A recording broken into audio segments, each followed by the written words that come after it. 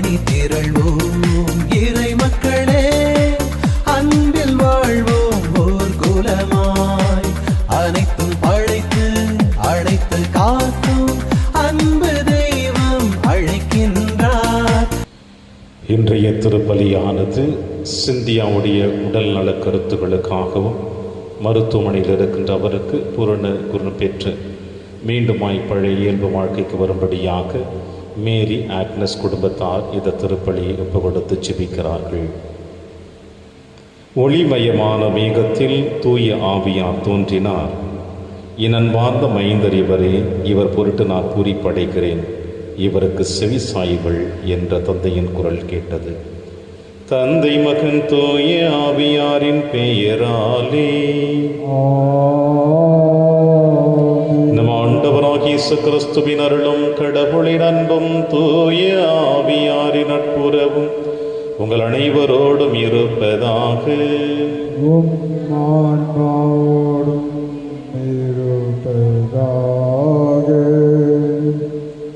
இவரே என் அன்பார்ந்த மைந்தன், இவர் பொருட்டு நான் பூரிப்படைகிறேன். கிறிஸ்துவில் பிரியமான அன்புமிக்க சகோதர சகோதரிகளே, இந்த வார்த்தை தந்தை கடவுள் தன் மகன் ஆண்டவர் இயேசு கிறிஸ்துவின் மீது கொடுக்கின்ற வாக்குறுதி. தாபோர் மலையிலே ஆண்டவர் இயேசு கிறிஸ்து உருமாற்றத்தை வெளிப்படுத்துகின்ற பொழுது அவரோடு சென்ற சீடர்கள் மதிமயங்கி என்ன செய்வதென்று தெரியாமல் மயக்கத்தில் விழுகின்ற பொழுது அவர்களுக்கு இறைவனுடைய கூக்குரலை கேட்கிறார்கள். மோயிசனும் எலியாவும் இயேசுவோடு சந்தித்து பேசுவதை பார்க்கின்ற பொழுது செய்வது அறியாமல் அவர்கள் விழித்திருந்து கொண்டிருக்கிறார்கள். இறைவன் சொன்ன வார்த்தை அன்று தன் மகன் மீது மட்டுமல்ல, உங்கள் மீதும் என் மீதும் அதே வார்த்தையை தான் உச்சரிக்கிறான். இவரே என் அன்பார்ந்த மைந்தன், இவளே என் அன்பார்ந்த மைந்தி என்று இயேசு இறைவன் உங்களையும் என்னையும் பார்த்து சொல்லுகிறான். அந்த வார்த்தைகளுக்கு நாம் தகுதி உடையவர்களாய் என்று சிந்தித்து இந்த திருப்பலியிலே பக்தியோடு பங்கெடுப்போம். இல்லாமல்ல இறைவனிடமும் சகோதர சகோதரிகளே, உங்களிடமும் நான் பாவி என ஏற்றுக்கொள்கின்றேன். ஏனெனில் என் சிந்தனையாலும் சொல்லாலும் செயலாலும் கடமையில் தவறியதாலும் பாவங்கள் பல செய்தேன். என் பாவமே, என் பாவமே, என் பெரும் பாவமே. ஆகையால் எப்போதும் கன்னியான புனித மரியாவையும் வானதூத புனிதர் அனைவரையும், சகோதர சகோதரிகளே உங்களையும் நம் இறைவனாகிய ஆண்டவரிடம் எனக்காக வேண்டிக் கொள்ள மன்றாடேன். இல்லாமல்ல இறைவன் நம் மீது இரக்கமாய்த்து நம் பாவங்களை மன்னித்து நம்மை நிலை வாழ்விற்கு அழைத்து செல்வராக. ஆமென். ஆண்டவரே இரக்கமாயிரும். ஆண்டவரே இரக்கமாயிரும். கிறிஸ்துவே இரக்கமாயிரும். கிறிஸ்துவே இரக்கமாயிரும். ஆண்டவரே இரக்கமாயிரும். ஆண்டவரே இரக்கமாயிரும். உன்னதங்களிலே கடவுளுக்கு மாட்சி உண்டாகுக. உலகினிலே நன்மனதோருக்கு அமைதி ஆகுக. உம்மை புகழ்கின்றோம், உம்மை வாழ்த்துகின்றோம், உம்மை ஆராதிக்கின்றோம், உம்மை மாட்சிப்படுத்துகின்றோம். உமது மேலான மாட்சியின் பொருட்டு உமக்கு நன்றி கூறுகின்றோம். ஆண்டவராகிய இறைவா, வானுலக அரசரே, எல்லாம் வல்ல தந்தையாகிய இறைவா, ஒரே மகனாய் உதித்த ஆண்டவரே இயேசு கிறிஸ்துவே, ஆண்டவராகிய இறைவா, இறைவனின் செம்மறியே, தந்தையின் திருமகனே, உலகின் பாவங்களை போக்குபவரே, எங்கள் மேல் இரக்கமாயிரும். உலகின் பாவங்களை போக்குபவரே, எங்கள் மன்றாட்டை ஏற்றருளும். தந்தையின் வலப்பக்கம் வீற்றிருப்பவரே, எங்கள் மேல் இரக்கமாயிரும். ஏனெனில் இயேசு கிறிஸ்துவே, நீர் ஒருவரே தூயவர், நீர் ஒருவரே ஆண்டவர், நீர் ஒருவரே உன்னதர். தூய ஆவியாரோடு தந்தையாகிய இறைவனின் மாட்சியில் இருப்பவர் நீரே. ஆமென். மன்றாடுவோமாக. இறைவா, உம்முடைய ஒரே திருமகனின் மாட்சிக்குரிய தோற்றமாற்றத்தின் பொழுது மூதாதையரின் சாட்சியத்தால் எங்கள் நம்பிக்கையின் பேருண்மைகளை உறுதிப்படுத்தினீரே. மக்கள் எல்லோரும் உம்முடைய பிள்ளைகளாக நிறைவான உரிமை பேற்றினை பெறுவார் என வியத்தகு முறையில் முன்னறிவித்தீர். உம்முடைய அடியார்களாகிய நாங்கள் அன்பார்ந்தவும் திருமகனின் குரலுக்கு செவி சாய்த்து அவரோடு உடன் உரிமையாளர் ஆகும் தகுதி அடைவோமாக. உம்மோடும் தூயாவியாரின் ஒன்றிப்பில் இறைவனாய் என்றென்றும் வாழ்ந்து ஆட்சி செய்கிற எங்கள் ஆண்டவர் இயேசு கிறிஸ்து வழியாக உம்மை மன்றாடுகின்றோம்.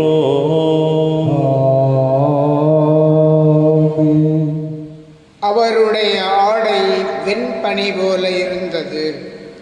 இறைவாக்கினர் தானியேல் நூலிலிருந்து வாசகம். பிரிவு 7 இறை திருவாக்குகள் 9, 10 மற்றும் 13, 14. நான் பார்த்து கொண்டிருக்கையில் அரியணைகள் அமைக்கப்பட்டன. தொன்மை வாய்ந்தவர் அங்கு அமர்ந்தார். அவருடைய ஆடை வெண்பனி போலவும் அவரது தலைமுடி தூய பஞ்சு போலவும் இருந்தன. அவருடைய அரியணை தீக்கொழுந்துகளாயும் அதன் சக்கரங்கள் எரி நெருப்பாயும் இருந்தன. அவர் முன்னிலையில் இருந்து நெருப்பாலான ஓடை தோன்றி பாய்ந்தோடி வந்தது. பல்லாயிரம் பேர் அவருக்கு பணி புரிந்தார்கள். பல கோடி பேர் அவர் முன் நின்றார்கள். நீதிமன்றம் தீர்ப்பு வழங்க அமர்ந்தது.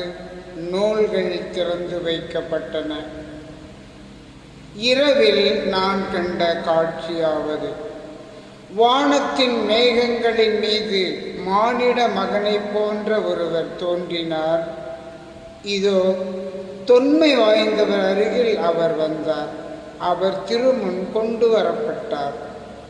ஆட்சி உரிமையும் மாட்சியும் அரசும் அவருக்கு கொடுக்கப்பட்டன. எல்லா இனத்தாரும் நாட்டினரும் மொழியினரும் அவரை வழிபட வேண்டும். அவரது ஆட்சி உரிமை என்றும் உள்ளதாகும். அதற்கு முடிவே இராது. அவரது அரசு அழிந்து போகாது. இது ஆண்டவர் வழங்கும் அருள் வாக்கு. இறைவனுக்கு நன்றி. பதிலுரை திருப்பாடல் 97 பல்லவி. உலகனைத்தையும் ஆளும் உன்னதராம் ஆண்டவர் ஆட்சி செய்கின்றார். உலகனைத்தையும் ஆளும் உன்னதராம் ஆண்டவர் ஆட்சி செய்கின்றார். ஆண்டவர் ஆட்சி செய்கின்றார். பூ உலகம் மகிழ்வதாக. திரளான தீவு நாடுகள் களிகூர்வனவாக. மேகமும் காரிருளும் அவரை சூழ்ந்துள்ளன. நீதியும் நேர்மையும் அவரது அரியணையின் அடித்தளம். பல்லவி. உலகனைத்தையும் ஆளும் உன்னதராம் ஆண்டவர் ஆட்சி செய்கின்றார். ஆண்டவர் முன்னிலையில், அனைத்துலகின் தலைவர் முன்னிலையில் மலைகள் மெழுகென உருகுகின்றன. வானங்கள் அவரது நீதியை அறிவிக்கின்றன. அனைத்து மக்களினங்களும் அவரது மாட்சியை காண்கின்றன. பல்லவி. உலகனைத்தையும் ஆளும் உன்னதராம் ஆண்டவர் ஆட்சி செய்கின்றார். ஏனெனில் ஆண்டவரே, உலகனைத்தையும் ஆளும் உன்னதர் நீர். தெய்வங்கள் அனைத்திற்கும் மேலானவர் நீரே. பல்லவி. உலகனைத்தையும் ஆளும் உன்னதராம் ஆண்டவர் ஆட்சி செய்கின்றார். இரண்டாம் வாசகம். விண்ணிலிருந்து வந்த இக்குரலொலியை நாங்களே கேட்டோம். திருத்தூதர் பேதுரு எழுதிய 2ஆம் திருமுகத்திலிருந்து வாசகம். பிரிவு 1 இறை திருவாக்குகள் 16 முதல் 19 முடிய. சகோதரர் சகோதரிகளே, நம் ஆண்டவர் இயேசு கிறிஸ்துவின் வல்லமையும் வருகையையும் பற்றி நாங்கள் உங்களுக்கு தெரிவித்த போது சூழ்ச்சியாக புனைந்த கதைகளை ஆதாரமாக கொண்டு பேசவில்லை. நாங்கள் அவரது மாண்பை நேரில் கண்டவர்கள். என் அன்பார்ந்த மைந்தர் இவரே, இவர் பொருட்டு நான் பூரிப்படைகிறேன் என்று மாட்சிமிகு விண்ணகத்திலிருந்து அவரை பற்றிய குரல் ஒலித்தபோது தந்தையாகிய கடவுளிடமிருந்து மதிப்பும் மாட்சியும் பெற்றார். தூய மலையில் அவரோடு இருந்தபோது விண்ணிலிருந்து வந்த இக்குரல் ஒலியை நாங்களே கேட்டோம். எனவே இறைவாக்கினர் கூறியது இன்னும் உறுதியாயிற்று. அவர்கள் கூறியதை நீங்கள் கருத்தில் கொள்வது நல்லது. ஏனெனில் பொழுது புலர்ந்து விடிவெள்ளி உங்கள் இதயங்களில் தோன்றும் வரை அது இருண்ட இடத்தில் ஒளிரும் விளக்கை போன்றது. இது ஆண்டவர் வழங்கும் அருள்வாக்கு. இறைவனுக்கு நன்றி. வாழ்த்தொலி. அல்லேலூயா, அல்லேலூயா. என் அன்பார்ந்த மைந்தர் இவரே, இவர் பொருட்டு நான் பூரிப்படைகிறேன். அல்லேலூயா. ஆண்டவர்களோடு இருப்பாராக. ஆன்மாவோடும் இருப்பாராக. துயருடன் எழுதிய பரிசுத்த நற்செய்தியிலிருந்து வாசகம். ஆண்டவரே, மாட்சி உமக்கே. இயேசு பேதுருவையும் யோவானையும் யாக்கோபையும் கூட்டிக் கொண்டு இறைவனிடம் வேண்டுவதற்காக ஒரு மலை மீது ஏறினார். அவர் வேண்டிக் கொண்டிருந்த பொழுது அவரது முகத்தோற்றம் மாறியது, அவருடைய ஆடையும் வெண்மையாய் மின்னியது. மோசே, எலியா என்னும் இருவர் அவரோடு பேசிக் கொண்டிருந்தனர். மாட்சியுடன் தோன்றிய அவர்கள் எருசலேமில் நிறைவேற்றவிருந்த அவருடைய இறப்பை பற்றி பேசிக் கொண்டிருந்தார்கள். பேதுரும் அவரோடு இருந்தவர்களும் தூக்க கலக்கமாய் இருந்தார்கள். அவர்கள் விழித்த பொழுது மாட்சியோடு இலங்கிய அவரையும் அவரோடு நின்ற இருவரையும் கண்டார்கள். அவ்விருவரும் அவரை விட்டு பிரிந்து சென்ற பொழுது பேதுரு இயேசுவை நோக்கி, ஆண்டவரே, நாம் இங்கே இருப்பது நல்லது. உமக்கு ஒன்றும் மோசேக்கு ஒன்றும் எலியாவுக்கு ஒன்றுமாக 3 கூடாரங்களை அமைப்போம் என்று தாம் சொல்வது இன்னதென்று தெரியாமல் சொன்னார். இவற்றை அவர் சொல்லிக் கொண்டிருக்கும் பொழுது மேகம் ஒன்று வந்து அவர்கள் மேல் நிழலிட்டது. அம்மேகம் அவர்களை சூழ்ந்த பொழுது அவர்கள் அஞ்சினார்கள். அந்த மேகத்தில் நின்று, இவரே என் மைந்தர், நான் தேர்ந்து கொண்டவர் இவரே, இவருக்கு செவிசாயுங்கள் என்று ஒரு குரல் ஒலித்தது. அந்த குரல் கேட்ட பொழுது இயேசு மட்டும் இருந்தார். தாங்கள் கண்டவற்றில் எதையும் அவர்கள் அந்நாட்களில் யாருக்கும் சொல்லாமல் அமைதி காத்தார்கள். ஆண்டவரின் அருள்வாக்கு. கிறிஸ்துவே, உமக்கு புகழ்.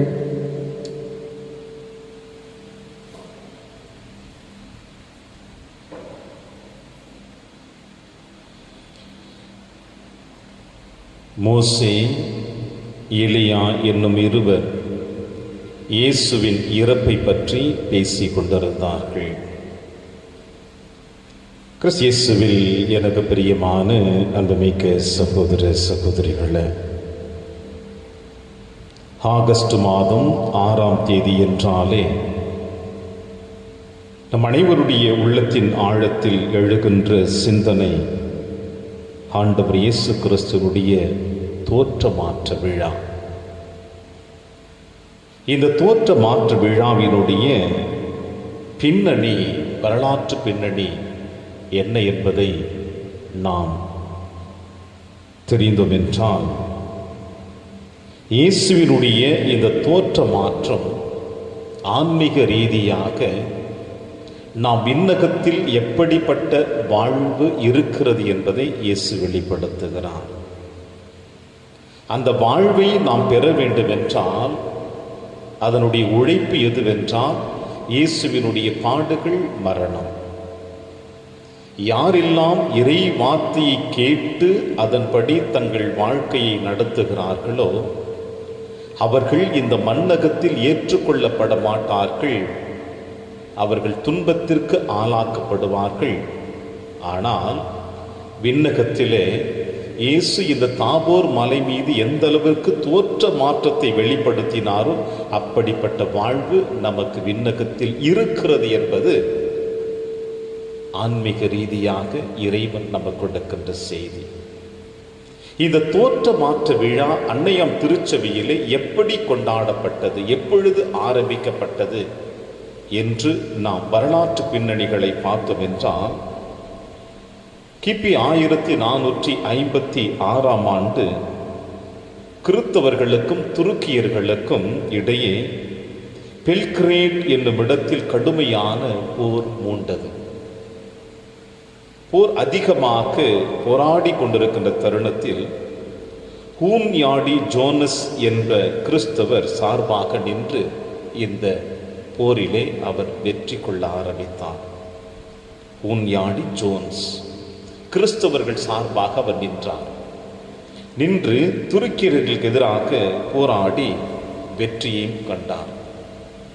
இந்த வெற்றியை அவர்கள் ருசித்துக் கொண்டிருக்கின்ற பொழுது, இந்த வெற்றி ஆண்டவர் இயேசு கிறிஸ்துவினுடைய தோற்ற மாற்றத்தின் வழியாக நமக்கு கிடைத்தது என்பதை கிறித்தவர்கள் உணர்ந்து, அப்பொழுது இருந்த திருத்தந்தை 3ஆம் கலிஸ்துஸ் இந்த தோற்ற மாற்ற பெருவிழாவை ஆகஸ்ட் மாதம் 6ஆம் தேதி இந்த போரின் வெற்றியின் நாளாகிய அன்று உலக திருச்சபைக்கு இந்த விழாவை கொண்டாடி மகிழ அவர் கட்டளை கொடுக்கிறார். இதுதான் அன்னையாம் திருச்சபையிலே 1456ஆம் ஆண்டு ஆகஸ்ட் மாதம் 6ஆம் தேதி ஆரம்பிக்கப்பட்ட இந்த தோற்ற மாற்ற விழா தொடர்ந்து இன்று நாம் கொண்டாடி மகிழ்ந்து கொண்டிருக்கின்றோம்.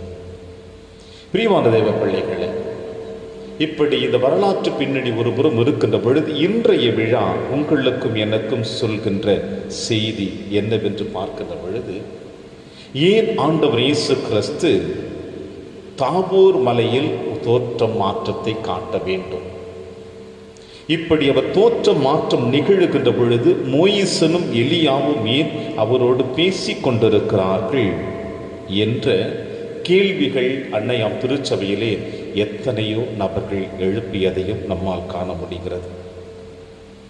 முதலாவது செய்தி என்னவென்று பார்க்கின்ற பொழுது, ஆண்டவர் இயேசு கிறிஸ்து வாழ்ந்து கொண்டிருந்த அந்த 3 ஆண்டுகளில் தன் சீடர்களை பார்த்து கேட்கிறார், மக்கள் என்னை யார் என்று சொல்கிறார்கள் என்று. அப்பொழுது சீடர்கள் சொல்கிறார்கள், ஒருவர் எலியா என்றும், மோயிசன் என்றும், திருமுழுக்கு யோவான் என்றும், பிற இறைவாக்கினர் ஒருவர் என்றும் சொல்லுகிறார்கள் என்ற அந்த கேள்விகள் எழுகிறது. இந்த கேள்விகளுக்கு முற்றுப்புள்ளி வைக்க வேண்டும் என்பதற்காகவே இயேசு தோற்ற மாற்றத்தின் பொழுது எலியாவையும் மோசேயும் தன்னோடு பேசிக் கொண்டிருக்கின்ற அந்த நிகழ்வை வெளிப்படுத்துகிறார். இது எதை குறிக்கிறது என்றால், ஆண்டவர் இயேசு கிறிஸ்து இறைவாக்கினர் அல்ல, இறைவாக்கினர்களையும் தாண்டி இறைவாக்கினர்களுடைய இறைவனாக வாழ்ந்து கொண்டிருக்கிறார் என்ற செய்தியை தான் இயேசு அங்கே அழகாக வெளிப்படுத்துகிறார். இரண்டாவது நிகழ்வு இது எதை குறிக்கிறது என்றால், இயேசு மக்களுக்கு தன்னுடைய பணி செய்து கொண்டிருக்கின்ற பொழுது, உண்மையை எடுத்துரைக்கின்ற பொழுது, மக்களோடு மக்களாக தன்னை இணைத்துக் கொள்ளுகின்ற பொழுது, ஓய்வு நாட்களில் இவர் சட்டங்களை மீறுகிறார், இறைவாக்கினர்களுடைய வார்த்தைகளை மீறுகிறார் என்ற குற்றச்சாட்டு ஆண்டவர் இயேசு கிறிஸ்துவின் மீது வந்து கொண்டிருந்தது. எனவே அப்படி அவர் ஓய்வு நாட்களில் புதுமைகளை செய்கிறார் என்றால், திருச்சட்டங்களை மீறுகிறார் என்றால், மோயிசனுக்கும் இவருக்கும் வேறுபாடுகள் இருக்கும், அல்லது மோயிசனுக்கும் இயேசுவுக்கும் மாற்று கருத்துக்கள் இருக்கும் என்ற தவறான சிந்தனைகளை மக்கள் மத்தியிலே அவர்கள் திணித்து கொண்டிருந்தார்கள். இயேசு மோயிசனை மதிப்பதில்லை, எலியாவை மதிப்பதில்லை, இறைவாக்கினர்களை மதிப்பதில்லை, தான் தோன்றி தனமாக அவர் வாழ்ந்து கொண்டிருக்கிறார், திருச்சட்டங்களை அவர் அழித்து கொண்டிருக்கிறார் என்று சொன்னார்கள்.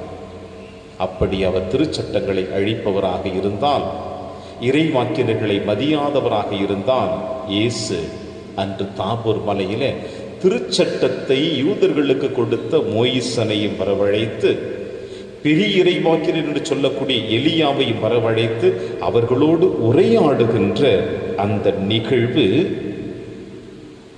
இயேசு திருச்சட்டங்களை அழிக்க அல்ல, அதை நிறைவேற்றவே வந்தார் என்று சொல்லப்படுகிறது. மூன்றாவது பார்க்கின்ற பொழுது, விண்ணகத்திற்கு எடுத்துக்கொள்ளப்பட்ட மோசேயும் எலியாவும் மீண்டுமாக இந்த மண்ணகத்திற்கு வந்து இயேசுவோடு உரையாடுகிறார்கள் என்றால், இந்த இறைவாக்கினர்களுக்கெல்லாம் வாழ்வு கொடுக்கக்கூடிய அந்த ஒரே ஒரு ஆள் இயேசு ஒருவரே. இந்த மண்ணுலகில் பிறந்து வாழ்ந்து கொண்டிருக்கும் நம் அனைவருக்கும் விண்ணகத்தில் வாழ்வு கொடுக்கக்கூடியவரும் அவரே.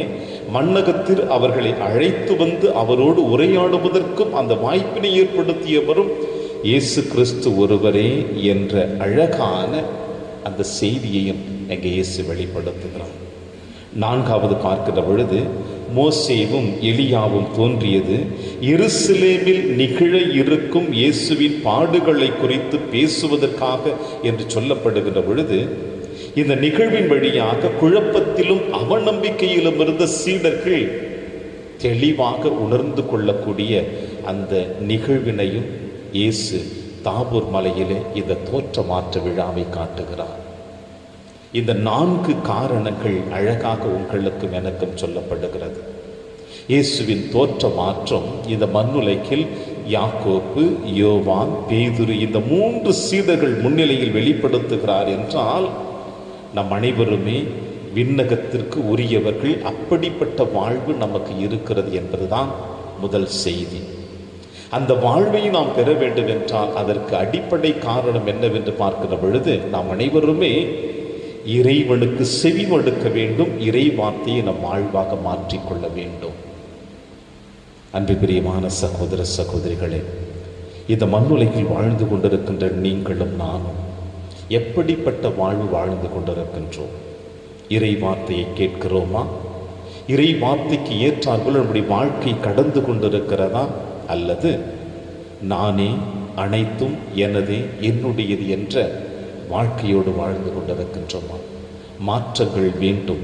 அந்த மாற்றம் நம்முடைய ஆன்மீக வாழ்வை அழைத்து செல்ல வேண்டும்.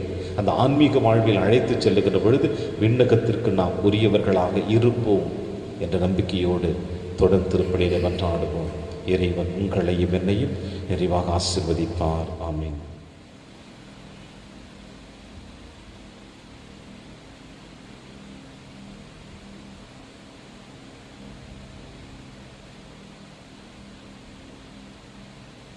ஆண்டவரை அனைத்துலகின் நிறைவானி வாழ்த்த பெறுவீராக. ஏனெனில் நல்லமையிலிருந்து நான் அப்பத்தை பெற்றுள்ளோம். நிலத்தின் விளைவு மனித உழைப்பின் பயணமானது அப்பத்தை வகுப்பு கொடுக்கின்றோம். இது எங்களுக்கு வாழ்வளிக்கும் அப்பமாக மாறும். இறைவன் என்றென்றும் வாழ்த்த பெறுவாராக.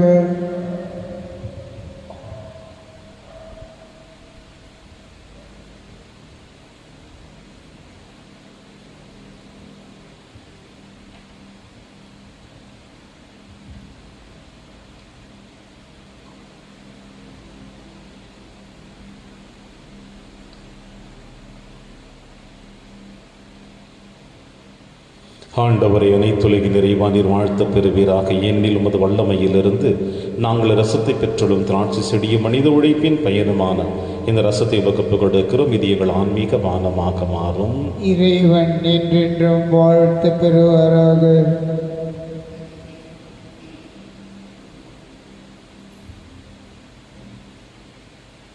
சகோதர சகோதரிகளை, என்னுடையதும் உங்களுடையதுமான இப்பலி எல்லாம் வல்ல தந்தையாக இறைவனுக்கேற்றதாகபடி செவியுங்கள். ஆண்டவர் தமது பெயரின் புகழ்ச்சிக்காகவும் ஆட்சிக்காகவும் நமது நன்மைக்காகவும் புனித திருஅவை அனைத்தின் நலனுக்காகவும் உமது கையிலிருந்து இப்பலியை ஏற்றுக்கொள்வாராக. ஆண்டவரை உம்முடைய திருமகனின் மாட்சிக்குரிய தோற்றமாற்ற விழாவில் நாங்கள் ஒப்புக்கொடுக்கவே காணிக்கைகளை புனிதப்படுத்த உம்மை வேண்டுகின்றோம். அவருடைய மாட்சியின் பேரொழியால் பாவ மாசுகளிலிருந்து எங்களை தூய்மைப்படுத்துவீராக. எங்கள் ஆண்டவராகிய கிறிஸ்து வழியாக உம்மை மன்றாடுகின்றோம். ஆண்டவர்களோடு இருப்பாராக.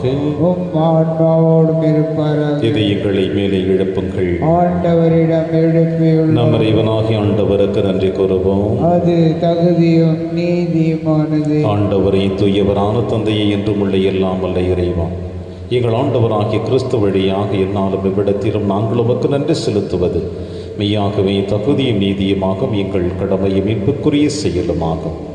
அவர் தாம் தேர்ந்தெடுத்த சாட்சிகள் முன்பாக தமது மாட்சிமை வெளிப்படுத்தினார்.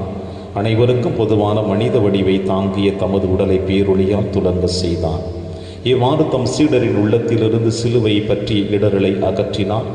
தலையாகிய தம்மிடம் வியத்தகு முறையில் நிகழ்ந்தது எல்லாம் தமது உடலாகிய திரு அவை முழுவதிலும் நிறைவேறும் என்பதை தெளிவாக்கினார்.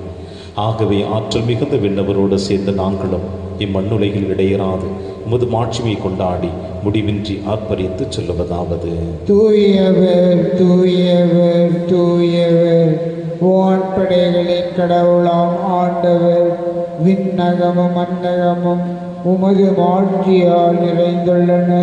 உன்னதங்களிலே ஓசன்னா. ஆண்டவர் பெயரால் வருகிறவர் ஆசி பெற்றவர். உன்னதங்களிலே ஓசன்னா. ஆண்டவரே, நீர் மெய்யாகவே தூயவர், தூய்மை அனைத்திற்கு முற்றாகவே உம்முடைய ஆவியை பொழிந்து இக்காணிக்கைகளை தூய்மைப்படுத்த உம்மை வேண்டுகிறோம். இவ்வாறு எங்கள் ஆண்டவர் இயேசு கிறிஸ்துவின் உடலும் இரத்தமுமாக எங்களுக்கு இவை மாறுவனவாக. அவர் பாடுபட உளம் கணிந்து தம்மை கையளித்தபோது அப்பத்தை எடுத்து நன்றி செலுத்தி அதை பிட்டு தம் சீடருக்கு அளித்து அவர் கூறியதாவது: அனைவரும் இதிலிருந்து பெற்று உண்ணுங்கள், ஏனெனில் இது உங்களுக்காக கையளிக்கப்படும் என் உடல்.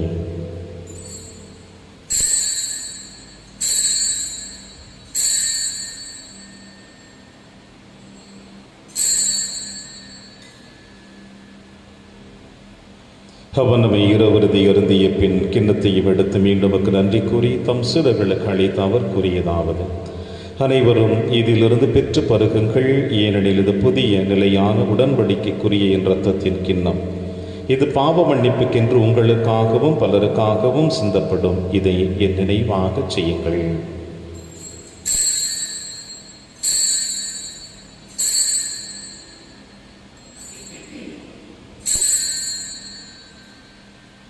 நம்பிக்கையின் மறைபொருள். ஆண்டவரே, நீர் வருமளவும் உமது இறப்பினை அறிக்கையிடுகின்றோம், உமது உயிர்ப்பினையும் எடுத்துரைக்கின்றோம். ஆகவே ஆண்டவரே, நாங்கள் கிறிஸ்துவின் இறப்பினையும் உயிர்ப்பினையும் நினைவு கூர்ந்து வாழ்வதரும் அப்பத்தையும் மீட்பளிக்கும் கிண்ணத்தையும் உமக்கு கொடுக்கின்றோம். உம் திருமுன்னின் கூழியும் புரிய தகுந்தவர்கள் எங்களை ஏற்றுக்கொண்டீர், எனவே உமக்கு நன்றி செலுத்துகின்றோம். மேலும் கிறிஸ்துவின் உடலிலும் இரத்தத்திலும் பங்கு கொள்ளும் எங்களை தூய ஆவியார் ஒன்று சேர்க்க வேண்டும் என உமை தாழ்மையுடன் மன்றாடுகிறோம். ஆண்டவரே, உலகெங்கு பரவி இருக்கும் திரு அவை நினைவு கூர்ந்திருளும். எங்கள் திருத்தந்தை பிரான்சிஸ், எங்கள் ஆயர் ஆண்டனி சுவாமி, எல்லா திருநிலையினராக நினைவுடன் திரு அவை அன்பில் நிறைவேற செய்திருளும். மேலும் உயிர்த்தெழும் எதிர்நோக்குடன் துயில் கொள்ளும் எங்கள் சகோதர சகோதரிகளையும் இருந்தோர் அனைவரையும் இரக்கத்துடன் இவக்கு திருமகளை ரீச்சரிடம் எங்கள் அனைவர் மீதும் இரக்கமாயிரும். கடவுளின் கண்ணி தாயான புனித மரியா, அவருடைய கணவரான புனித யோசேப்பு, புனித திருத்தூதர்கள், புனித பிரான்சிஸ் சேவியர், புனித கஸ்பான், இவ்வுலகில் உகந்தவராயிருந்தாகிய புனிதர் அனைவருடனும் நாங்கள் நிலைவாழ்வில் பங்கு கொள்ளும் தகுதி பெற்று உம் திருமகன் இயேசு கிறிஸ்து வழியாக உம்மை புகழ்ந்தேத்து மரமருள உம்மை மன்றாடுகின்றோம். இவர் வழியாக இவரோடு இவரில் எல்லாம் வல்ல இறைவனாகிய தந்தையே, தூய ஆவியாரின் ஒன்றைப்பில் எல்லா புகழும் மாட்சியும் என்றென்றும் உமக்கு உரியதே.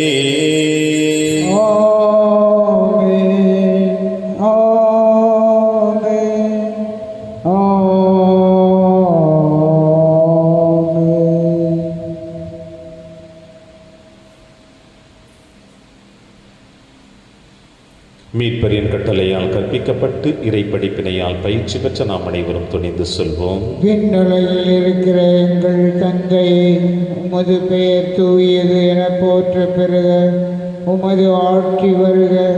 உமது திருவுளம் விண்ணுலகில் நிறைவேறுவது போல மண்ணுலகிலும் நிறைவேறுக. எங்கள் அன்றாட உணவை இன்று எங்களுக்கு தாரும். எங்களுக்கு எதிராக குற்றம் செய்வோரை நாங்கள் மன்னிப்பது போல எங்கள் குற்றங்களை மன்னியும். எங்களை சோதனைக்கு உட்படுத்தாதே, தீமையிலிருந்து எங்களை விடுவித்தருளும். ஆண்டவரே, தீமை அனைத்திலும் இருந்து எங்களை விடுவித்து எங்கள் வாழ்நாளில் அமைதியை கனிவுடன் அருளுமை வென்றாடுகிறோம். உமது இரக்கத்தின் உதவியால் நாங்கள் பாவத்திலிருந்து எப்பொழுதும் விடுதலை பெற்று யாதொரு கலக்கமின்றி நலமாய் இருப்போமாக. நாங்கள் எதிர்நோக்கி இருக்கும் பேரின்பத்திற்காகவும் இம்மீட்பராக இயேசு கிறிஸ்து வருகைக்காகவும் காத்திருக்கின்றோம். ஏனெனில் ஆட்சியும் வல்லமையும் மாட்சியும் என்றென்றும் உமது. ஆண்டவர் இயேசு கிறிஸ்துவின் அமைதியை உங்களுக்கு விட்டுச் செல்கிறேன், அமைதியை உங்களுக்கு அளிக்கிறேன் என்று உன் திருத்தூதர்களுக்கு மொழிந்தீர். எங்கள் பாவங்களை பாராமல் திரு அவையின் நம்பிக்கையை கண்ணோக்கி உமது திருவுளத்திற்கு ஏற்பதற்கு அமைதி மற்றும் அளித்தருள்வீராக. என்று வாழ்ந்து ஆட்சி செய்கின்றவர் நீரே. ஆமென். ஆண்டவருடைய அமைதி உங்கள் அனைவரோடும் என்றும் இருப்பதாக. உம் ஆன்மாவோடும் இருப்பதாக. ஒருவருக்கொருவர் உறவின் வாழ்த்தை அறிவித்து மகிழ்வோம். சமாதானம். உலகின் பாவங்களை போக்கும் இறைவனின் செம்மறியே எங்கள் மேல் இரக்கமாயிரும். உலகின் பாவங்களை போக்கும் இறைவனின் செம்மறியே எங்கள் மேல் இரக்கமாயிரும். உலகின் பாவங்களை போக்கும் இறைவனின் செம்மறியே எங்களுக்கு அமைதியை அளித்தருளும்.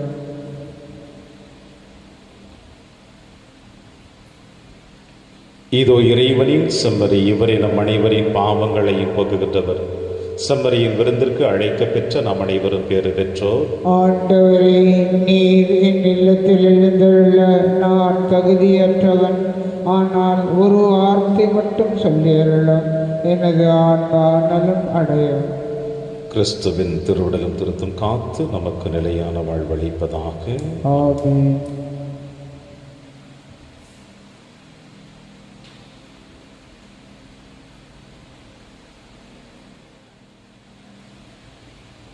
கிறிஸ்துவின் ஆன்மாவே என்னை புனிதமாக்கும். கிறிஸ்துவின் திருவுடலே என்னை மீட்டருளும்.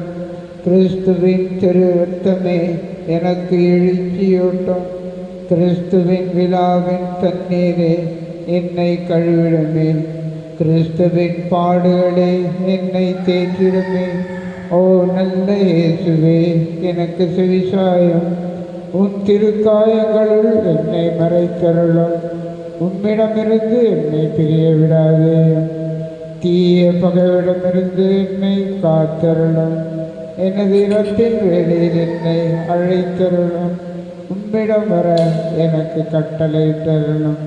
புனிதர்களோடு எக்காலமும் உம்மை புகழ செய்யும். ஆமென். கிறிஸ்துவில் பிரியமான என் அன்பு சகோதர சகோதரிகளே, இந்த நேரத்தில் உங்கள் அனைவருக்கும் என்னுடைய மனமார்ந்த நன்றியை தெரிவிக்க கடமைப்பட்டிருக்கின்றேன். ஏனென்றால் இந்த கெத்செமனே தியான இல்லத்திலிருந்து நான் பணி மாற்றம் பெற்று குழித்துறை மறை மாவட்டம் செந்தரை என்கின்ற தூய பிரான்சிஸ் செவேரியார் ஆலயத்திற்கு பங்கு பணியாளனாக வருகிற 8ஆம் தேதி திங்கட்கிழமை பொறுப்பேற்க இருக்கின்றேன்.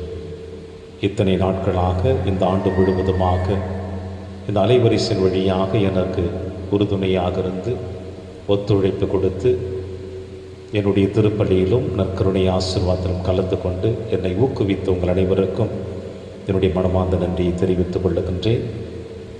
வருகின்ற திங்கட்கிழமை பணியாளராக பொறுப்பெடுக்கிற பொழுது எனக்காக செபிக்க உங்களை அழைக்கின்றேன். நான் அந்த பங்கிலே பணி பொறுப்பேற்று அந்த சூழ்நிலைகளை அறிந்து கொண்ட பிறகு மீண்டுமாய் இந்த அலைவரிசை வழியாக உங்களை சந்திப்பேன் என்ற நம்பிக்கையோடு இங்கிருந்து இடமாற்றப்படுகின்றேன். உங்கள் அனைவருக்கும் என்னுடைய நன்றியை தெரிவித்துக் கொள்ளுகின்றேன். உங்களுக்காக நான் செபிக்கிறேன், எனக்காகவும் நீங்கள் செபியுங்கள் என்ற விண்ணப்பத்தையும் உங்களிடம் எடுத்து வைக்கின்றேன். கிறிஸ்து தோன்றும் பொழுது நாமும் அவரை போல் இருப்போம், ஏனெனில் அவர் இருப்பது போல நாம் அவரை காண்போம். நன்றி கூறி மன்றாடுவோமாக. ஆண்டவரை உம் திருமகனின் பேரொளியை அவரது மாட்சிக்குரிய தோற்றமாற்றத்தால் வெளிப்படுத்த திருவுளமானே. நாங்கள் உட்கொண்ட விண்ணக உணவு அவரது சாயலாக எங்களை மாற்றிட அருள் புரிவீராக. எங்கள் ஆண்டவராகிய கிறிஸ்து வழியாக உம்மை மன்றாடுகின்றோம். ஆண்டவர் உங்களோடு இருப்பாராக.